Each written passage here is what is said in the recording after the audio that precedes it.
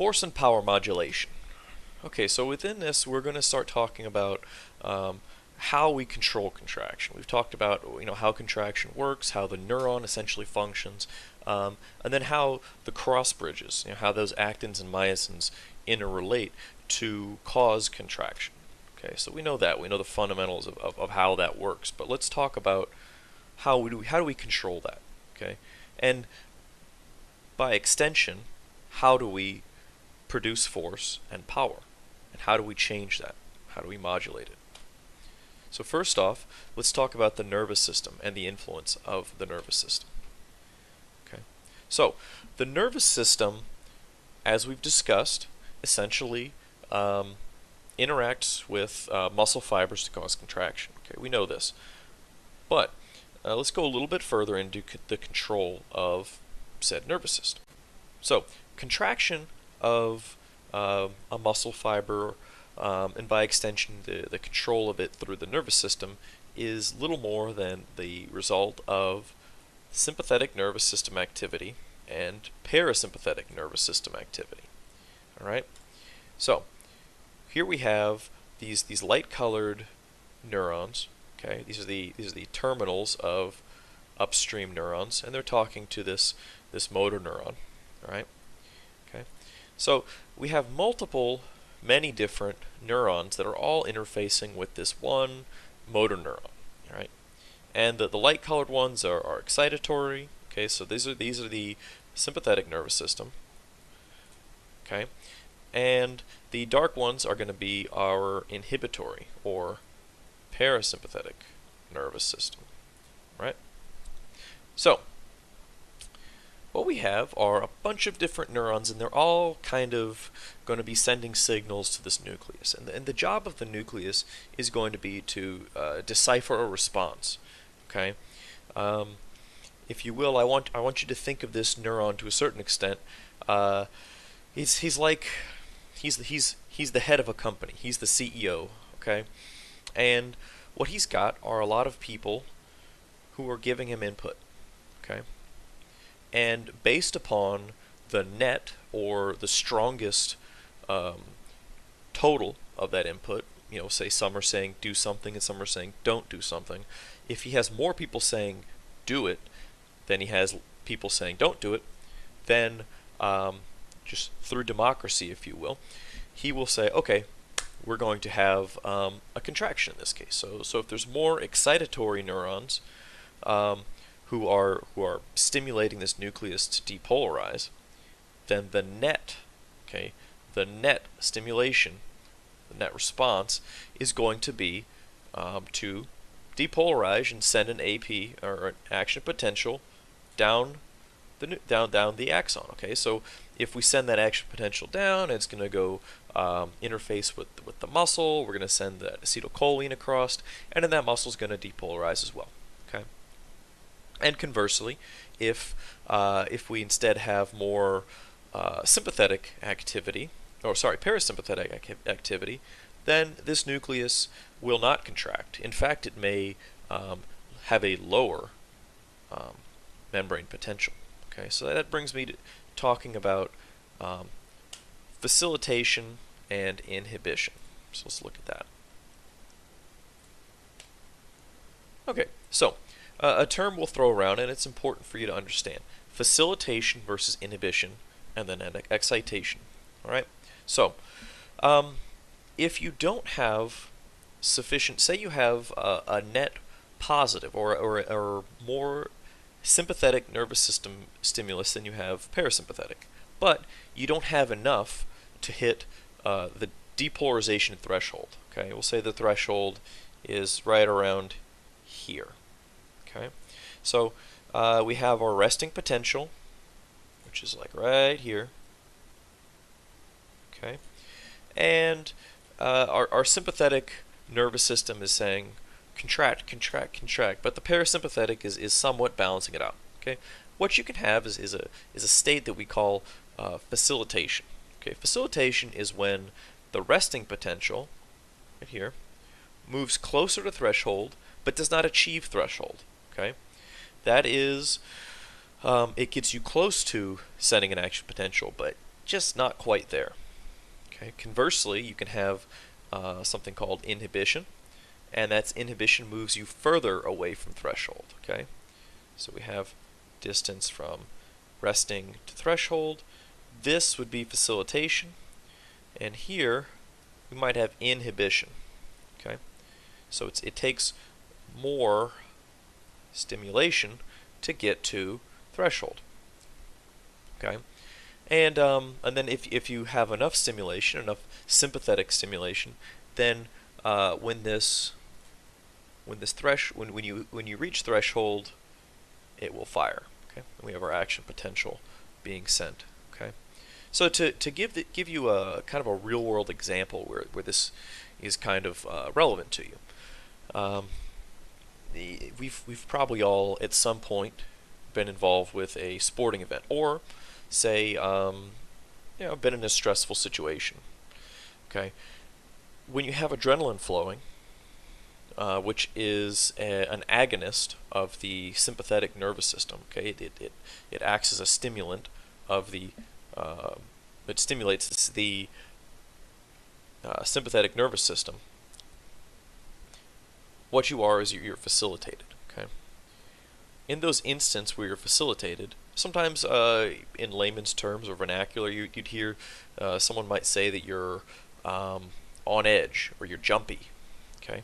Because that is, whenever you have a small amount of stimulation, it doesn't take much to get those neurons firing. And sometimes it's a good thing, and sometimes it's a bad thing. From a further real-world example, in gun safety, for those who are or are not aware, when you're handling a firearm that's has a round chambered and is capable of firing the bullet. A common practice is to keep your finger off the trigger until you're absolutely sure you want to shoot the thing that's in front of you. Okay?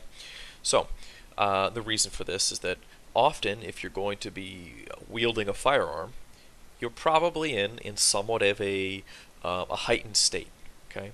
Say you're of the example of there's a home invasion, okay, and you got your firearm, and you're looking through the house, and you don't know what's going to pop out. It's happened before, and this is a story from my dad. My dad was in the LAPD for about 20 years, and one of the cases he worked was the case of a guy who had a home robbery. Okay, or so he thought, right? So he got up in the middle of the night. He heard noise downstairs. He grabs his gun, and he's ready to defend the home. Okay, so he's got his firearm, finger on the trigger. Someone comes around the corner, and pop, he fires. Turns out later, not too long after that, he realized that was his daughter who'd snuck out in the middle of the night, and so he killed his daughter. Now, if you keep your finger off the trigger, that initial response of fire, that initial response that your nerves send to your muscles, doesn't have the potential to cause you to squeeze the trigger when you don't want to. Okay, so that's why it's a safety thing. If you keep your finger off the trigger, it doesn't take very long to move it down to the trigger, if indeed you want to fire the gun. But if you keep your finger on the trigger, you may inadvertently squeeze the trigger, simply because you're startled. Okay, so that's facilitation in action. Okay, the more facilitated you are, the more amped up you are. It takes much less to stimulate a muscle contraction. And like I say, in sometimes that's good. Say you're doing a powerlifting event, Olympic lifting, sprint, something like that, where you want to have absolute fast contraction, lots of power production. Great. In other instances, such as shooting or archery or something that requires a great deal of precision, facilitation is your enemy. So, and inhibition, once again, it just requires a greater deal of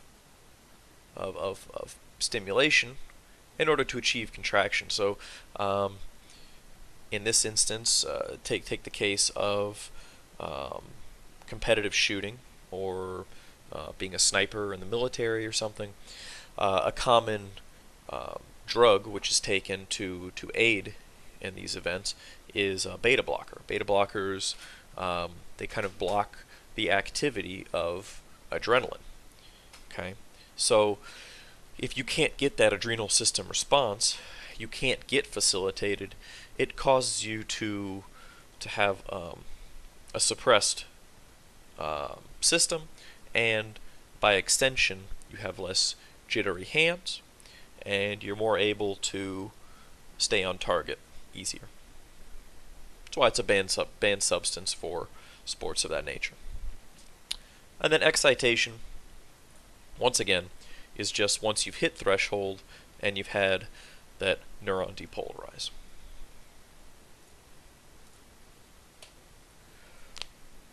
So spatial summation. Spatial summation, let me move this pen here so you can read. Let's go back. Okay. Spatial summation is it's essentially how we have this interaction of multiple upstream neurons talking to a single motor neuron. Okay, and in this instance, we're going to look at different levels, say A, B, and C. Okay, so if we have only A fires and sends a signal to this motor neuron to become excited, then you'll have a degree of facilitation. Okay, but not enough to hit threshold, you'll have some. Now, if we have B, then what you have is 1 and 2 here. Okay, so not just the first one, but 2 interfacing and saying to go, and the response is a greater deal of facilitation. Okay, but not enough for threshold. So now we go to C. C encompasses 1, 2, 3 motor neurons. Well, three sympathetic nervous system neurons. All right, and once all 3 of these guys send the signal to this cell body to become excited, well, then you have threshold being reached, and the action potential goes down the axon. Okay. And the opposite would be the case if we took the same example. We had to say only A, and we'll say these, instead of being sympathetic neurons, they're instead going to be parasympathetic. You would have a response that looks like this, but you just never hit threshold. There's no negative threshold, right? So it would just become more and more depressed. Okay? More and more difficult to achieve threshold. And that's what we call spatial summation. It just refers to the number of neurons sending a signal, the net number of neurons sending a signal.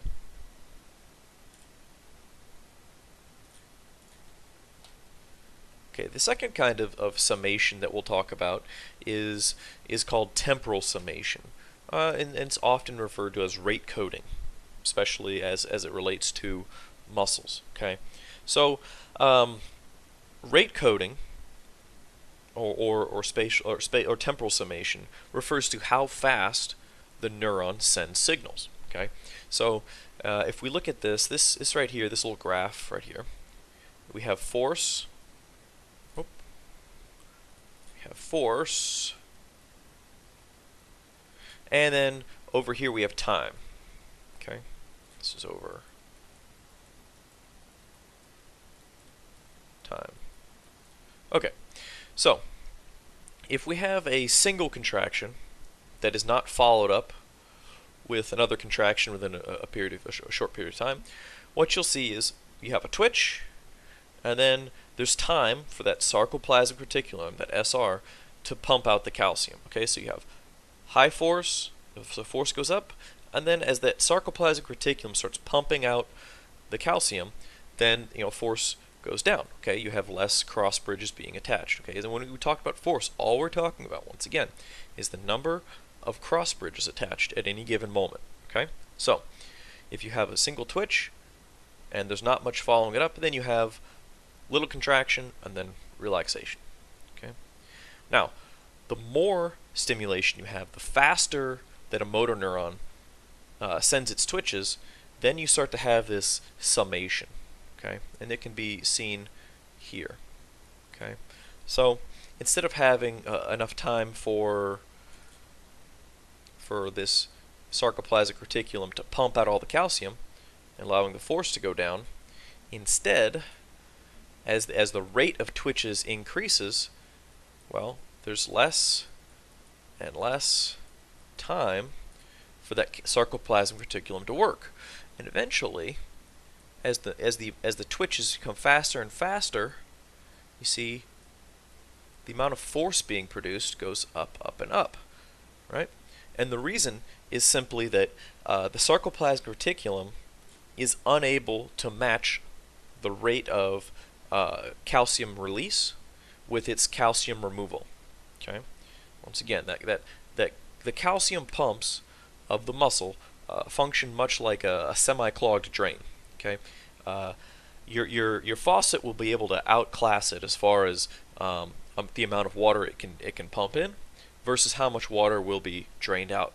In this case, the sarcoplasmic reticulum, if it's signaled to depolarize at a very fast rate, if it's signaled to send out or open up the calcium gates and let the calcium out, it will be able to release calcium far faster than it is able to remove it.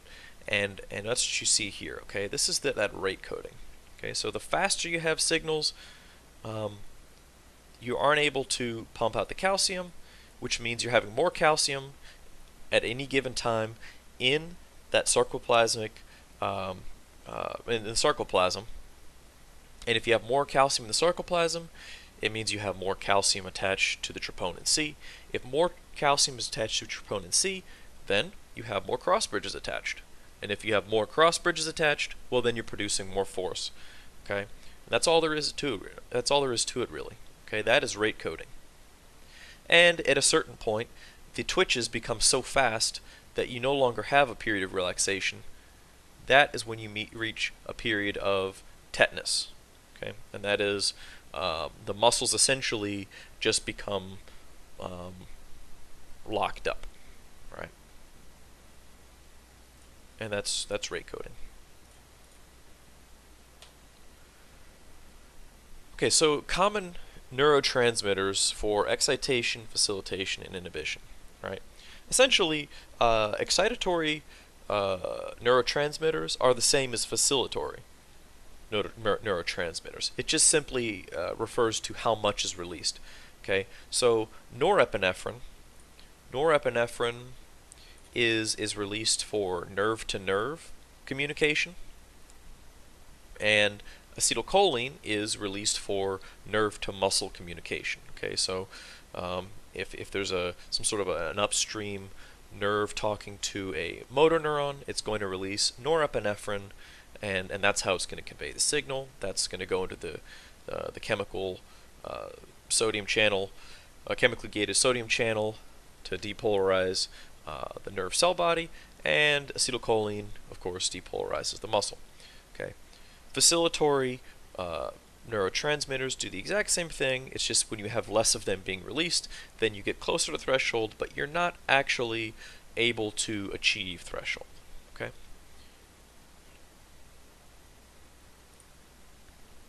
Now, norepinephrine is actually, we say it's a double wallop, if you will, because it activates the adrenal medulla to release epinephrine, which is adrenaline. And adrenaline, once again, stimulates those same centers of facilitation or excitation. So norepinephrine, not only is it a neurotransmitter that talks nerve to nerve, but it also stimulates the adrenal medulla to produce epinephrine, which is an endocrine system hormone, which interacts with pretty much the whole body. Okay, so that's how you become, you get in this fight or flight, if you will, state. All right, and then inhibitory neurotransmitters. The most common is GABA. Okay, gamma aminobutyric acid, GABA.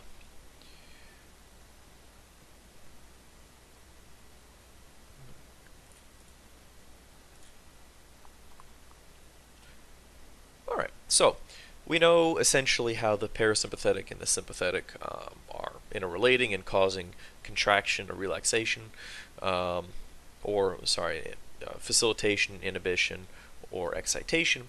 So let's talk about some proprioceptors. Okay, proprioceptors are located within the muscle, and they send signals to your neurons, to your nervous system, and they either cause contraction or relaxation.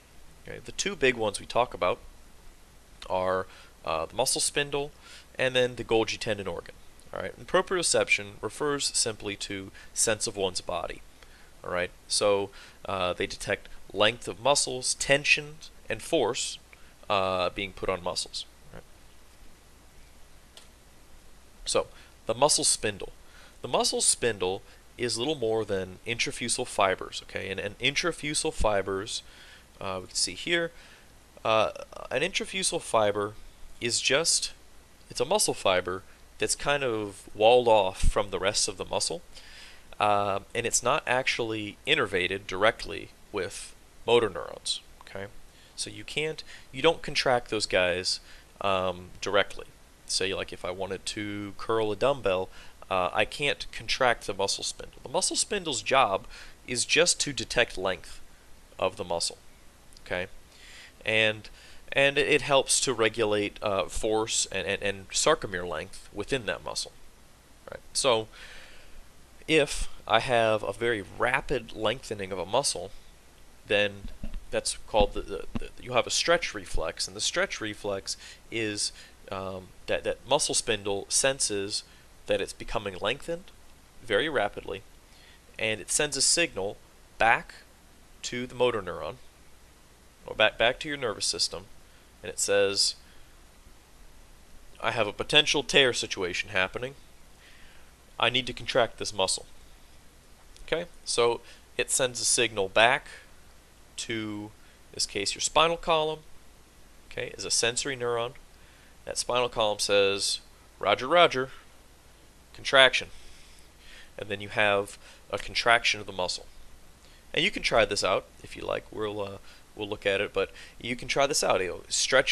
Try to stretch a muscle very fast, or even just stretch a muscle.